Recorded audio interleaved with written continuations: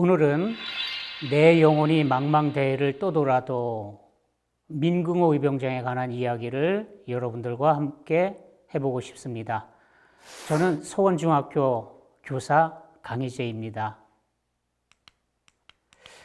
자, 이 화면에 보이는 이 장면은 민궁호 의병장의 묘입니다.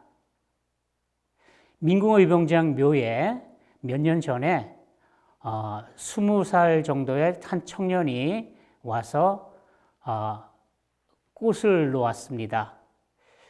이 청년과 이 민궁호 의병장은 어떤 관계에 있을까요? 바로 그 청년이 꽃을 놓았던 그 대상인 민궁호 의병장은 지금 원주 체육관에 이렇게 동상으로 남아 있습니다. 바로 그 청년의 고조 할아버지였던 것입니다. 그리고 민궁호 의병장은 110년 전에 원주에서 큰 의병 활동을 하셨던 분입니다. 자, 여기 한 분이 흰 말을 타고 씩씩하게 앉아 있습니다. 자, 이분이 어떤 분일까요? 홍위 장군으로 널리 알려져 있는 곽재우 장군입니다. 이분은 임진왜란 때 우리나라 의병을 일으켰던 대표적인 분이시죠.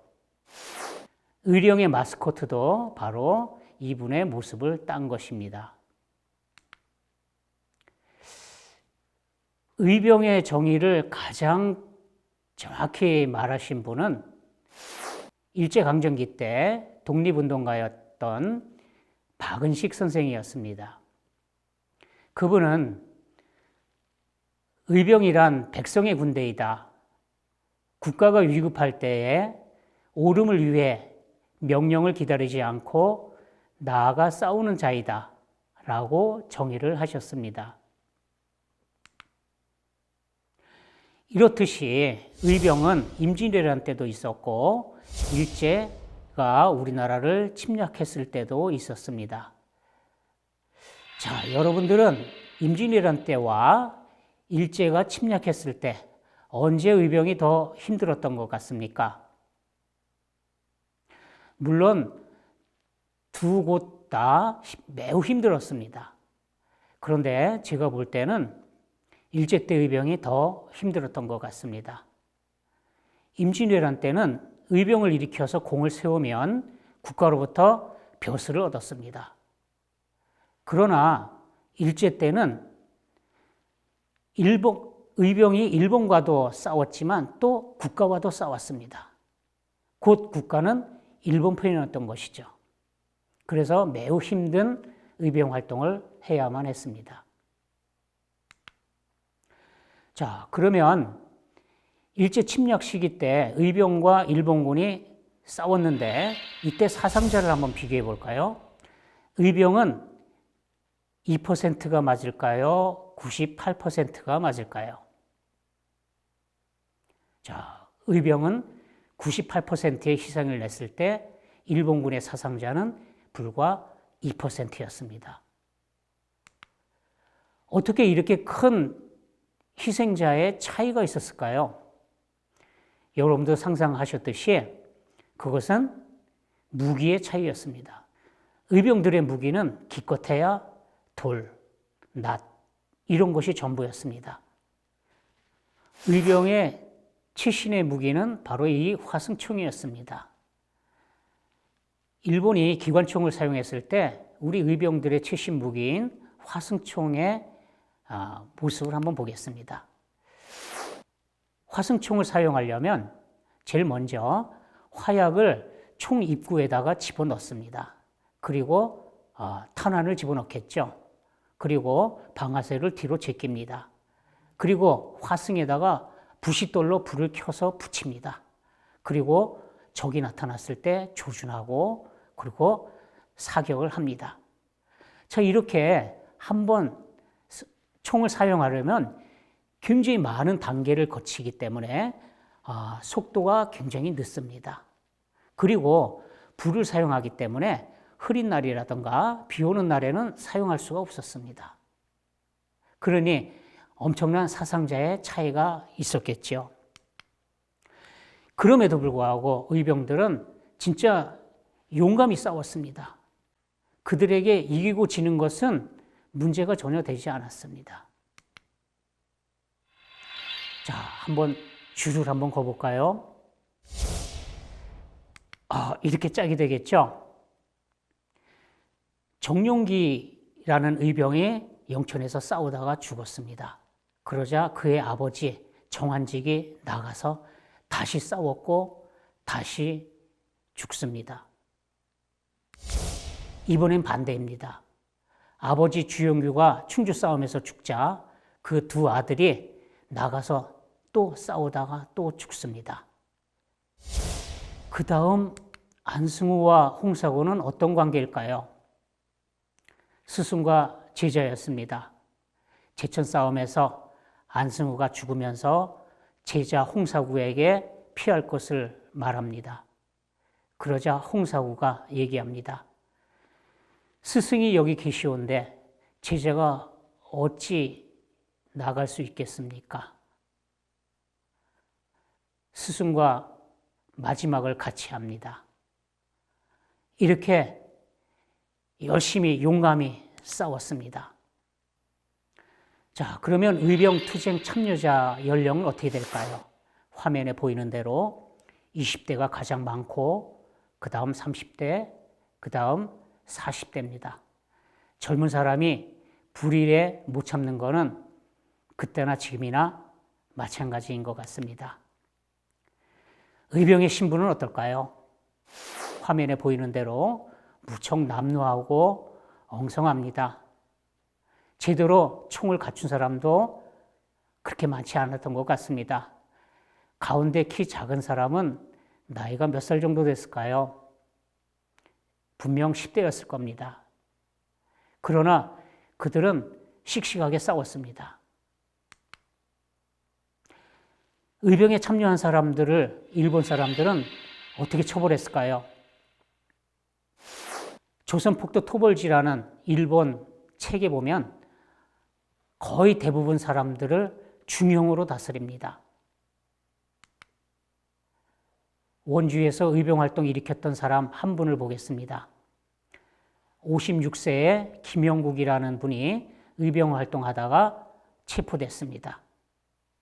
피고 김영국은 융희 원년 1907년 7월 2일 문막에서 폭도를 모아 부하 70명으로 여주 우체국을 습격하고 당해 9월 8일 신림 여러분이었다면 어디를 공격했겠습니까? 의병으로서 헌병대를 공격했겠죠. 그리고 불 지르고 그 다음에 둔내에서 적군과 접전하고 경기 충청도에서 일본군과 전투했습니다. 그래서 다음과 같이 판결을 했습니다. 경성재판소에서. 자, 당시 판사는 누구였을까요? 일본인이었습니다. 의병에 대해서 일본인이 의병을 재판했던 것이죠. 판결은 어떻게 나왔을까요? 당연히 교수형이었습니다. 그러나 이렇게 재판받은 사람은 많지 않았습니다. 풀을 베던 농부의 낱날이 햇볕에 번쩍이자 의병이라고 어떻게 했을까요? 바로 죽였습니다. 경기도 이천에서는 의병이 전신주를 넘어뜨리자 마을을 어떻게 했을까요? 그렇죠. 전부 불살랐겠죠. 강원도 원주에서는 의병이라고 의심되는 몇 명을 나무에 묶어놓고, 강원도 고성에서는 의병이 있는 곳을 대라는 일본군의 질문에 모른다고 답하자 주민 7명을 학살했습니다. 이런 모습이었죠. 자, 여러분들 그래프 보이죠? 1908년에 각 도의 의병들의 숫자를 이렇게 그래프로 한번 나타내 봤습니다. 강원도는 몇 등일까요?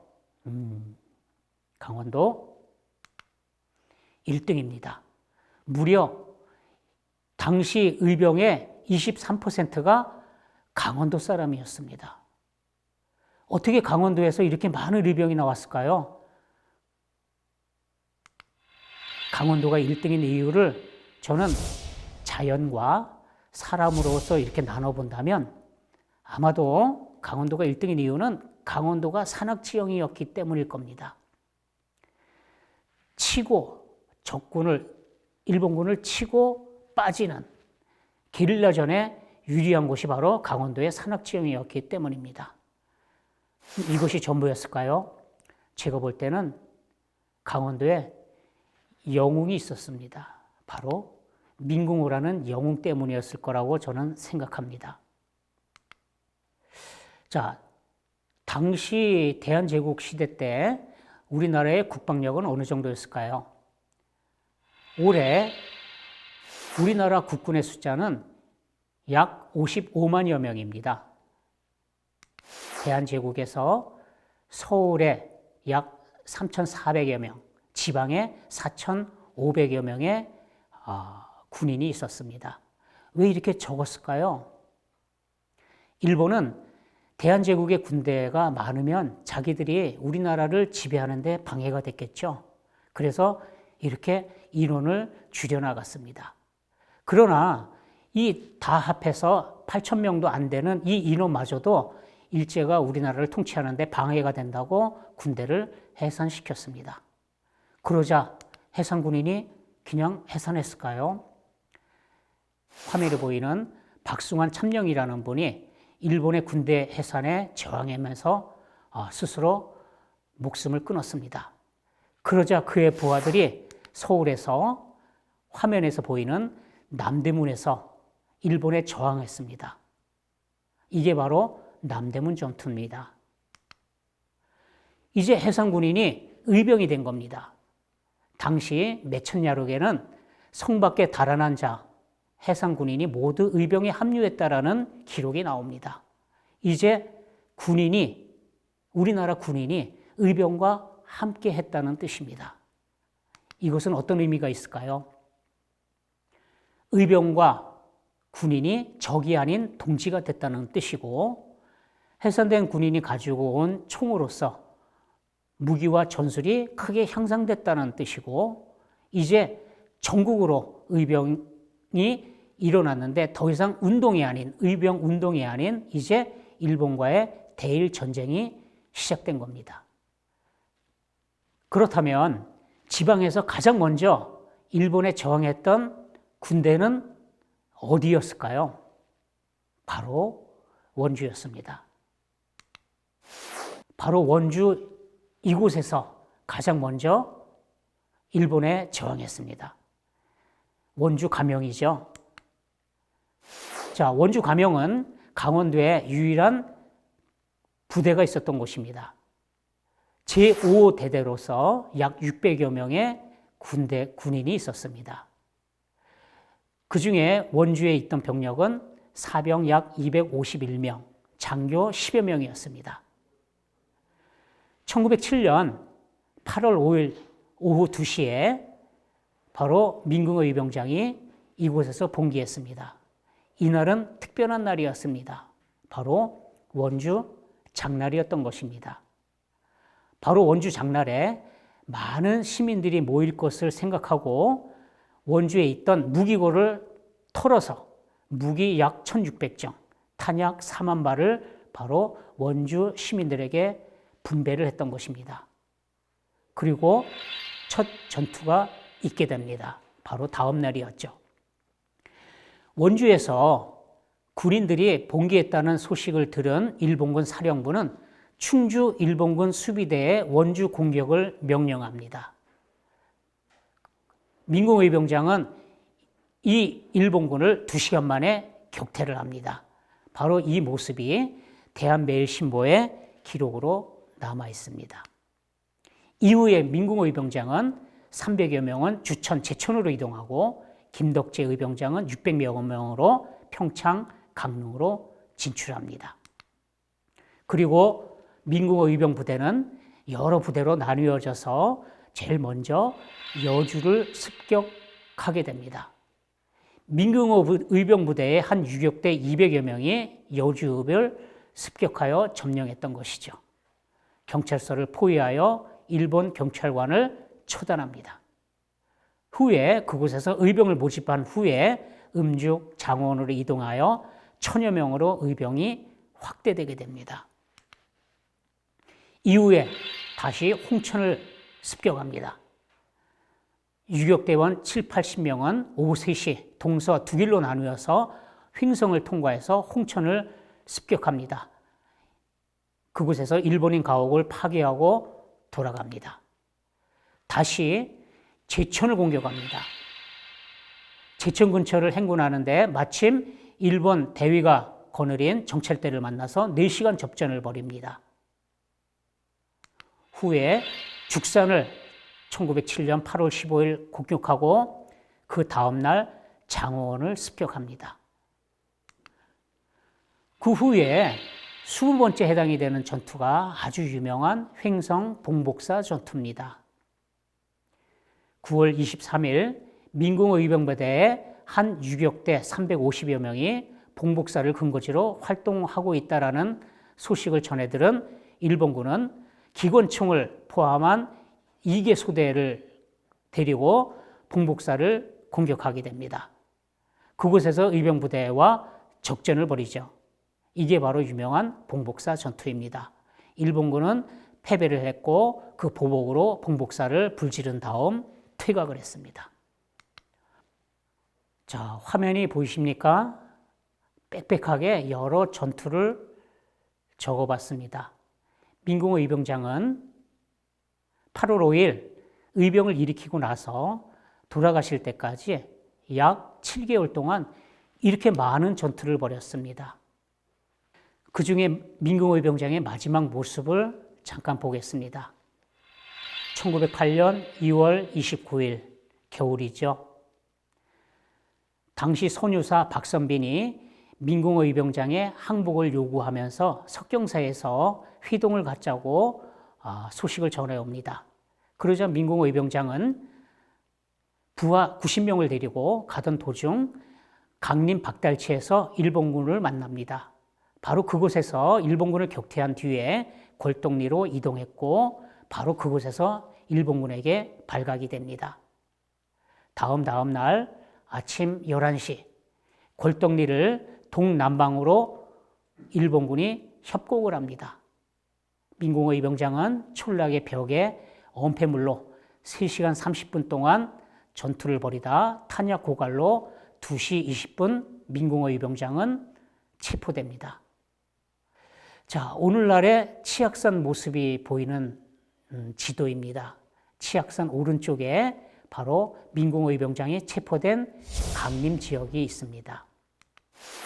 바로 이곳이 민공의병장이 마지막 전투를 벌였던 월현리입니다. 민공의병장이 체포되자 일본군은 강림으로 민공의병장을 끌고 갑니다. 민공호의 부하 50명이 바로 구출작전을 전개합니다. 일본군을 기습 공격한 것이죠.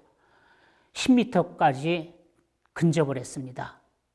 이때 민공호 의병장의 부하 한 사람이 소리를 칩니다. 우리 대장 민씨여, 어디 있는가? 있는 곳에서 큰 소리를 질러주세요.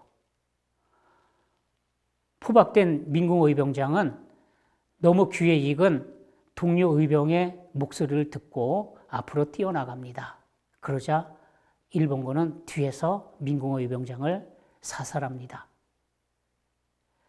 1908년 2월 29일 오후 11시 44살로 강림에서 순국을 하십니다. 바로 순국한 장소입니다. 그리고 민공의병장은 이곳에 계십니다. 마지막 전투가 있었던 그곳에서 많은 의병들이 또 목숨을 잃고 이곳저곳에 묻히게 됩니다. 그러자 강림 주민들이 이곳저곳에 흩어져 있던 의병들을 모아서 이렇게 의병총을 만들었습니다. 이곳이 강림 의병총입니다.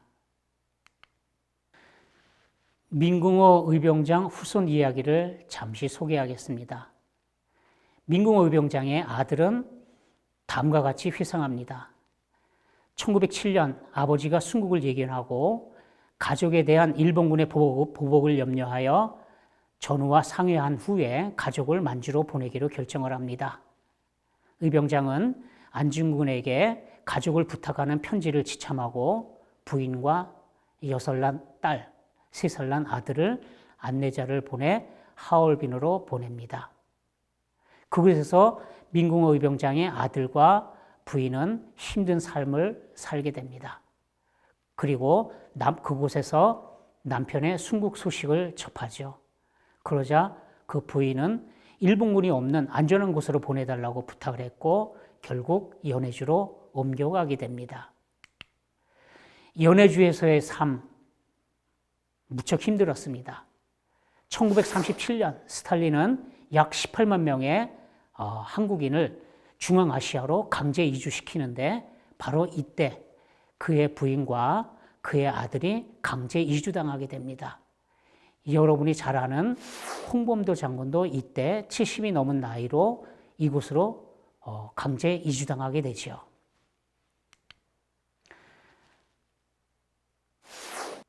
민궁호 의병장의 부인의 모습입니다. 그리고 가운데 있는 키 큰 이가 민궁호 의병장의 아들입니다. 민영욱. 그리고 그의 부인입니다. 그리고 손자의 모습입니다. 민궁호 의병장의 아들 민영욱은 이남 이녀를 두었습니다. 큰아들은 한식, 둘째 아들은 국식이라고 이름을 지었습니다. 뭔가 느낌이 오나요? 그렇습니다. 큰아들과 둘째 아들의 앞자를 따면 한국이라는 글씨가 나옵니다. 민궁호 의병장의 나라 사랑하는 마음이 그 아들에게 잘 전해졌던 것 같습니다. 그리고 그 후손은 지금 카자흐스탄에 큰 일가를 이루면서 지금도 그곳에 있습니다. 저는 학생들에게 민궁호 의병장을 소개하면서 민궁호 의병장에게 줄 나의 선물을 그려보라는 이야기를 가끔 합니다. 그때 한 학생이 민궁호 의병장에게 그네를 선물하겠다고 그네를 그렸던 그림이 생각이 납니다. 너무 고생한 의병장에게 편히 쉬라는 의미였겠죠. 우리는 이렇게 민궁호 의병장과 이름 모를 많은 의병들에게 큰 빚을 진 것 같습니다. 그리고 그들에게 항상 감사하는 마음 가져야 할 것 같습니다. 이상 마치겠습니다.